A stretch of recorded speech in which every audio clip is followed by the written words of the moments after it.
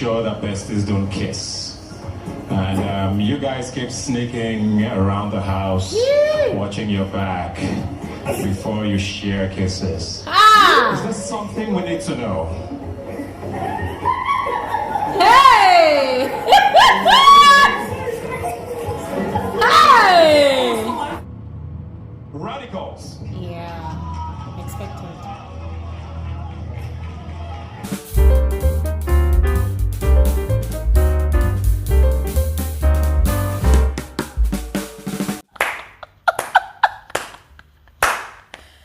Woo!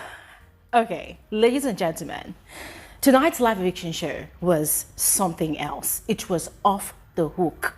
Ebuka was on a roll. Ebuka came on a mission to cause chaos in the house tonight, and Ebuka was just busy breaking tables, scattering agendas here and there. At some point, I was like, Ebuka, please, Epos, have mercy.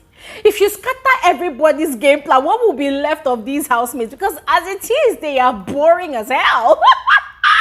But it was hectic, ladies and gentlemen, and just as much as entertaining as it was, I thoroughly enjoyed tonight's live eviction show, and I must give Ebuka his flowers. Ebuka indeed is the king of table shaking and breaking of every season of Big Brother Naija. No caps. Yes, quote me anywhere. Ebuka indeed is the king over all of these things. Yes. But anyways, ladies and gentlemen, with regards to Ebuka's interaction with the housemates tonight, there was a lot of revelations and more lies and a bit of cowardice here and there. Yes. So we're going to talk about all of it on this video. And of course, Big Brother's new twist. Yes, we're going to talk about all of it on this particular episode of Frankly Speaking with Gloria Elijah. So please make sure you watch the end of this video. And of course, I would love to hear your thoughts about tonight's live eviction show. So watch and share your thoughts in the comment section below. All right. And guys, please do not forget to like this video. All right. And subscribe if you're yet to do so.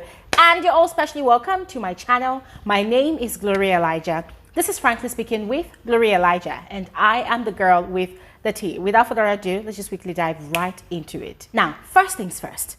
I love the fact that before Ebuka even started his questioning session with the housemate, he had let them know that they were really boring this week. And even the pool party was, it was a disaster. It was nothing to write home about. But then again, the problem is this season, it seems like every time Ebuka warns these housemates or indirectly gives them a word or two of advice, it enters this part of their ear and then it goes out through the other side. And it makes me wonder, like, okay, I don't understand. Did you people plan on just coming to people's house to eat, sleep, and ship? Like, what exactly are you people planning to do this entire season? Because at this point, it's not really giving. But anyways, Victoria was the first housemate that Ebuka interacted with, and he had inquired about her true sentiment, about the fact that when it was time for her and Sean to pick a guest, to a pair to be a guest in the Head of House condo when they won the Head of House challenge, that she had actually had one or two reservations about him choosing Wani X Handy. That what was that all about? Did they have a prior conversation? And as usual, Victoria was beating about the bush. She was trying to avoid the question. And I like the fact that Ebuka was firm because he brought her back. He said, no, I asked you just a simple question. Give me a simple answer. And she was like, yes, then we did. We had a conversation. It was brief. And ladies and gentlemen, it was kind of weird to me because this is not the first time this is happening. This is not the first time that Victoria would have her own reservations about something, possibly a decision that Sean is taking on behalf of the pair. She will have her reservations, but when Big Brother asks or Ebuka asks, she would be quiet about it. And tonight's one was quite weird because it seemed as though she was scared. Yeah, it seemed like she was scared of Sean. And it made me wonder, what exactly is this thing? Why is Victoria so scared of Sean? Why is she afraid of calling him out on his bullshit? Why is she always, holding back when it's time for her to actually, speak her truth? Because obviously she was not happy about it. When they had their diary session, she had mentioned that if she had a wish, would have gone with the double K pair because Cassia is her best friend in the house. So guys, what do you think? Do you think Victoria is really scared of Sean? Now, Ozzy was the next housemate, and ladies and gentlemen, once again, Ozzy decided to disgrace himself by denying still that he did not kiss Onyeka. And this dude is still going on to challenge Ebuka that if there is a video footage, if there is a clip, they should bring it out that I did not kiss Onyeka. And I'm looking at this guy and I'm wondering, like, bro, all of these things you're doing to protect the woman you love on the outside, what do you think she's actually thinking of you right now? Disgracing yourself and also bringing disgrace to her. Because now you are presenting yourself to be, I don't even know what to call it. I don't want to call him names, but it was just so irritating tonight. Because Ebuka clearly stated that Chizoba was a weakness. Said, dude, you went around, you said a lot of things about Onyeka. You said, okay, that she was speaking behind your back, but throughout this week, that was exactly what you were doing. You were talking about her to anybody that cared to listen. You're trying to remove yourself from this narrative when obviously you had done things and even said things that initiated or even contributed to this narrative. So what are we talking about? Even with the kiss in the kitchen, Ebuka painted the scenario to him. Ozzy still lied. He still denied it. You know what's funny? From Chizoba's reaction, you could tell that she remembered that kiss because she was a witness. You could tell that she remembered, but she was using laughter to cover it. I was just looking at that. Look at these shameless people. People should shift a bag. Let me see better people. Anyways, moving on. Ebuka had moved on to Tofa about his age reveal to Anita. And there was a way Ebuka asked the question. He had asked Tofa if they had finally resolved it. And Tofa said, yes, they have. And they are ready to move on. Now, the way Tofa said they are ready to move on, it made it look like it did not, like, honestly tell his true age to Anita. In other words, it might seem as though the rumors are actually true, that Tofa is really 24 and not 26, as he had told Anita. Because earlier today, they had their diary session, and Biggie had mentioned something. He had talked about half-truth. And Tofa was like, what does Big Brother mean? What does Big Brother mean? So now the question is Tofa really 24 or 26? Because the guy is not giving off the energy of one who is lying. So now the question is, did Tofa tell Anita his real age? Or did he tell her? In fact, is he still lying to her? Because, ladies and gentlemen, it would be really disappointing if Tofa is still lying to Anita. And I have a strong feeling that she will not forgive him if the show ends and she discovers that he still lied to her. What are your thoughts? Let me know in the comment section below. Moving on to Chizoba, Ebuka had asked her if Ben had ever talked to her about his type. Because obviously Ben has a type. And Ben has said that his type is a baddie. So does she think that she's a baddie? Ladies and gentlemen, you needed to have seen Ben's countenance, his facial expression, in fact, his complete outlook. This guy was kind of begging Ebuka not to talk. Like he was like, Ebuka, Ebuka, Ebuka. And guys, I remember that conversation. You know that Ben has an unbridled tongue. This guy talks too much.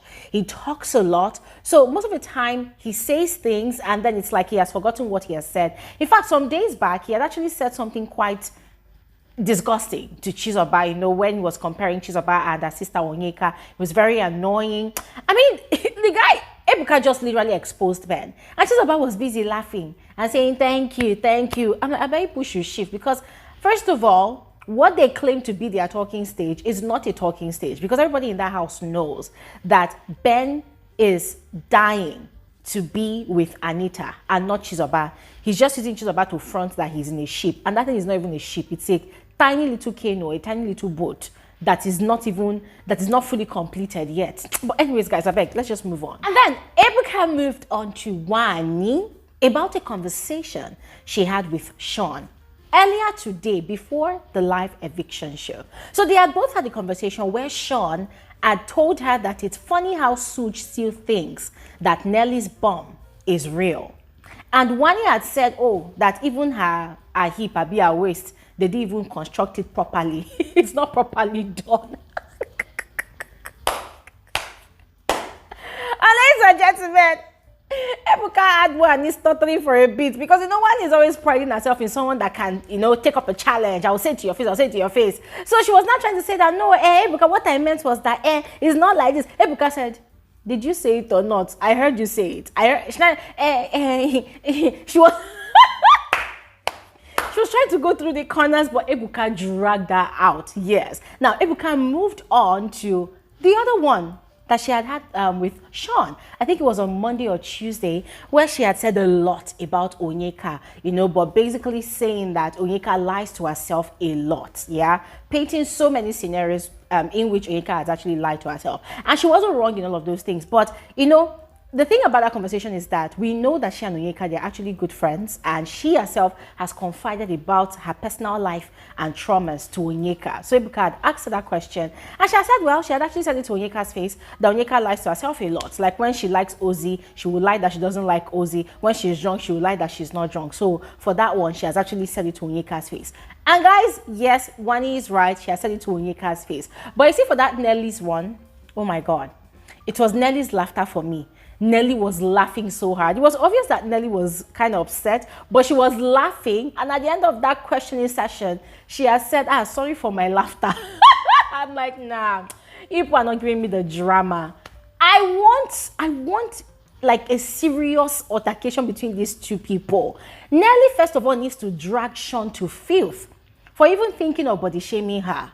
And then she should fire Wani as a fellow female for adding to that disgusting conversation, to even talking about her body, like the audacity.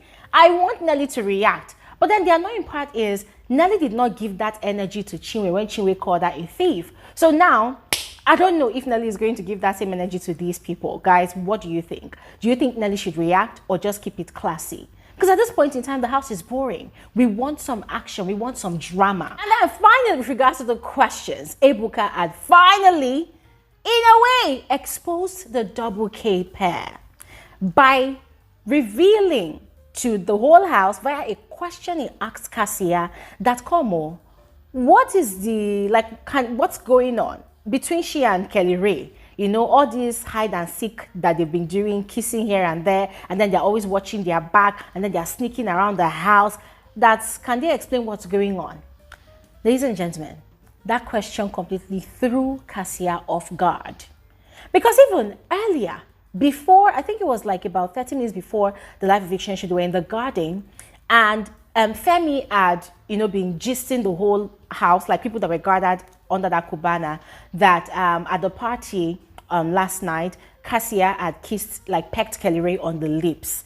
And they were all laughing and, cheering and whatnot. And Kelly Ray was playing along and shouting, Toby Forge, sorry, oh, sorry, oh. And Cassia had almost exposed them. She had almost blown away their cover by saying, you're talking. Oh, what about all those keys that you always collect every night? And the whole house was shocked. But then Kelly Ray was very smart and he was able to divert the conversation to make it look like it was actually somebody else that they were talking about. Now, that was what saved them from that situation. So Ebuka decided to okay, fine, let's Kukusha expose everything. And that was where he had asked that question. And Cassia was so confused. And the only thing she was saying was, Ebuka, it's just a kiss. It's just a kiss. And she was laughing and laughing and laughing. You could tell that she was nervous. But the whole house was shocked.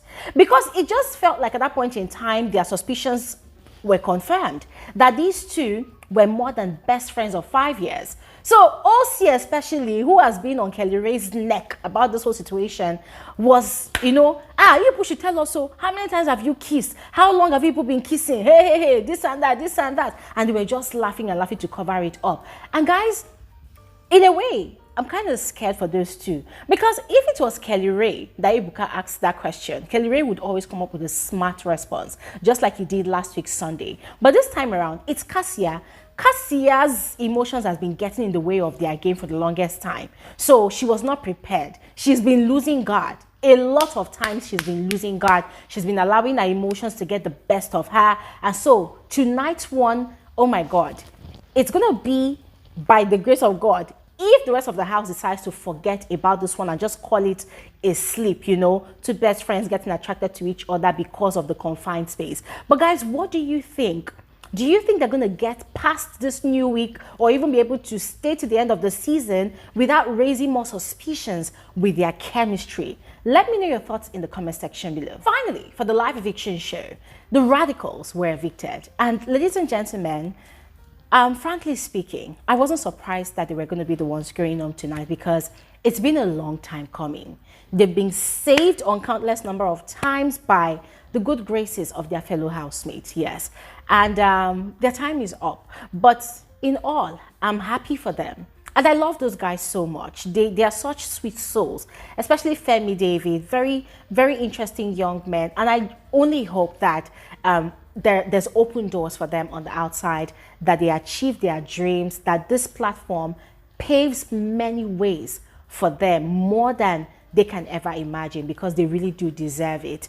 But anyways, ladies and gentlemen, that is all for this video. I would love to hear your thoughts in the comment section below, so please go ahead and share. All right, and yeah, I'll see you all on another episode of Frankly Speaking with Gloria Elijah. Thanks for watching and have an amazing evening. Bye.